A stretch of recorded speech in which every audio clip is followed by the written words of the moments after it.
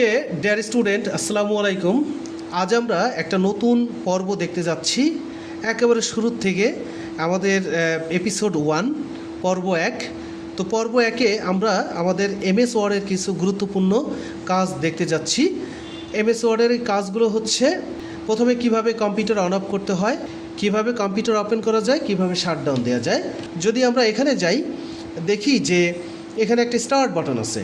Start বাটনে click করলে আমার এখানে এরকম একটা পাওয়ার অপশন আসবে।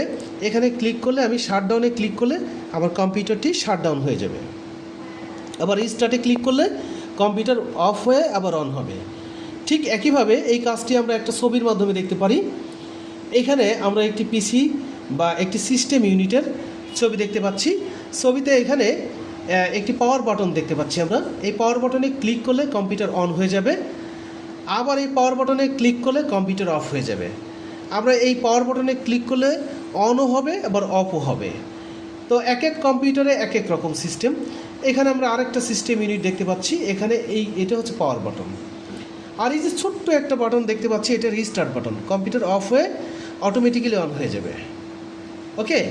আর এই যে আমরা উপরে যে ইউএসবির দুটো পোর্ট দেখতে পাচ্ছি, এখানে আমরা পেন ড্রাইভ বা অন্যান্য ডিভাইস, দেখা গেল যে ওয়াইফাই অ্যাডাপ্টার আমরা এখানে কানেক্ট করতে পারি, পেন ড্রাইভ কানেক্ট করতে পারি। আর মাঝখানে দুইটা দেখতে পাচ্ছি অপশন, সেই দুইটা হচ্ছে আমাদের হেডফোন বা যে কোনো প্রকার সাউন্ডের জন্য, সাউন্ডের আউটপুট হচ্ছে এই দুইটা। তো আমরা এই পিসির একটি বেসিক দেখতে পেলাম যে কিভাবে অন অফ করা যায়, কিভাবে কম্পিউটার অন করা যায়, কিভাবে কম্পিউটার শাটডাউন দেওয়া যায়, কিভাবে রিস্টার্ট দেওয়া যায়। এখানে আমরা আরেকটি ছবি দেখতে পাচ্ছি। ছবিতে একটা পিসির মধ্যে কি কি যন্ত্রাংশ থাকে, সেই যন্ত্রাংশগুলো এখানে আমরা দেখতে পাচ্ছি। একটা সিস্টেম ইউনিটের মধ্যে প্রথমে পাওয়ার সাপ্লাই থাকে। পাওয়ার সাপ্লাইটা হচ্ছে এই অংশটা। এটা আমাদের কম্পিউটারে কতটুকু ইলেকট্রিসিটি বা কারেন্ট কতটুকু লাগবে প্রয়োজন, তার এখান থেকে নির্ধারিত হয়ে থাকে। প্রয়োজনে যতটুকু কারেন্ট দরকার ততটুকু কারেন্ট এখানে সাপ্লাই করে থাকে বা ইলেকট্রিসিটি সাপ্লাই করে থাকে। তো এই পাওয়ার সাপ্লাইটা একটু ভালো মানের হলে ভালো হয়।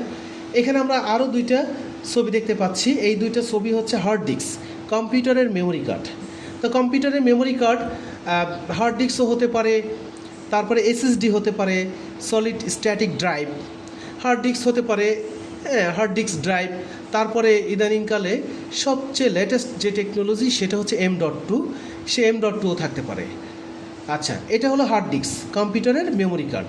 তারপরে এখানে আমরা র্যামের স্লট দেখতে পাচ্ছি। এখানে দুইটা র্যাম কানেক্ট করতে হয়। এই দুইটা র্যাম সাধারণত কম্পিউটারকে স্পিডি করে। এখানে একটা ফ্যান দেখতে পাচ্ছি, এটাকে বলে কুলিং ফ্যান। এই ফ্যানের নিচে একটি প্রসেসর রয়েছে। প্রসেসর যত আধুনিক প্রসেসর হবে কম্পিউটার তত ফাস্ট হবে। আর এই প্রসেসরটির উপরে এই ফ্যানটা সবসময় প্রসেসরকে ঠান্ডা রাখে। আর এখানে আমরা পুরো একটি বোর্ড দেখতে পাচ্ছি, এই বোর্ডটাকে বলে মাদার বোর্ড। আর এখানে যেই অংশটা দেখতে পাচ্ছি এই অংশটা হচ্ছে গ্রাফিক্স কার্ড। তো আরও কিছু যন্ত্রাংশ এখানে রয়েছে, সেগুলো আমরা বাই দা বাই জেনে নেব। তো এই হচ্ছে আমার কম্পিউটারের বেসিক নলেজ, বেসিক আইডিয়াস। তো এখন আমরা চলে যাব কিভাবে এমএস ওয়ার্ড ওপেন করা যায়। এমএস ওয়ার্ড আমাদের যাবতীয় ডেটা এন্ট্রি, যাবতীয় কাজ করার জন্য আমাদের এমএস ওয়ার্ডের প্রয়োজন হয়। এমএস ওয়ার্ড ওপেন করতে হলে আমি বিভিন্নভাবে ওপেন করতে পারি। প্রথমে রাইট বাটন ক্লিক করে নিউয়ে যে মাইক্রোসফট ওয়ার্ড ডকুমেন্ট, এটাই হচ্ছে এমএস ওয়ার্ড। ওপেন করে আর ক্লিক না করে আমি সাথে সাথে একটি নাম দিয়ে দিতে পারি, পারফেক্ট কম্পিউটার। এখানে আমি একটি নাম দিয়ে বাইরে ক্লিক করলে এই নামটি সেভ হয়ে যাবে। তারপর ডাবল ক্লিক করলে ওপেন হবে। এইভাবে আমরা এমএস ওয়ার্ড ওপেন করতে পারি। এছাড়াও আমরা এইখানে সার্চ বক্সে এসে উইনওয়ার্ড, যদি উইনওয়ার্ড লিখি তাহলেও আমার এই কম্পিউটারটি, তাহলে আমার এমএস ওয়ার্ড ওপেন হবে। যদি উইনওয়ার্ড লিখে ভেবে এন্টার দিই, এইভাবে এমএস ওয়ার্ড ওপেন করা যাবে।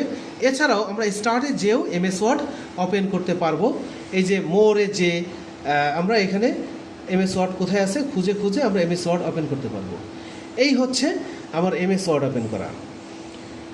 এরপরে আমি যদি এমএস ওয়ার্ড থেকে বের হয়ে যেতে চাই, how to exit from MS Word, তাহলে আমরা এখানে ক্রসে ক্লিক করলে বের হয়ে যেতে পারবো। এখানে ফাইলে এসে এখানে আমাদের ক্লোজ দিয়েও আমরা এমএস ওয়ার্ড থেকে বের হয়ে যেতে পারবো, ক্লোজ করে দিতে পারবো। তাহলে কিভাবে আমরা এমএস ওয়ার্ড থেকে বের হওয়া যায় সেটি দেখলাম। এখন এখানে আমরা চাইলে লেখালেখি করতে পারি, যেমন আমরা র্যান্ড দিয়ে একটি লেখা আনতে পারি। র্যান্ড দিয়ে এই equal to RAND first bracket শুরু শেষ দিয়ে কিবোর্ডের এন্টার চাপলে আমাদের অনেকগুলো লেখা আসবে। এইভাবে আমি র্যান্ড দিয়ে লেখা আনতে পারি। আচ্ছা, যদি আমি এই পেজের উপরে আরেকটি নতুন পেজ আনতে চাই, তাহলে ফাইলে যাব, নিউয়ে যাব, এখানে ব্ল্যাঙ্ক ডকুমেন্টে ক্লিক করলে নতুন একটি পেজ আসলো।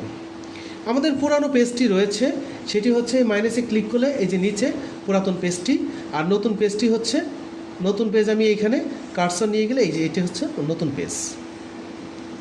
তাহলে এই নতুন পেজটি আমি সেভ করব কিভাবে? ফাইলে যাব, এখানে আমার সেভ দেব।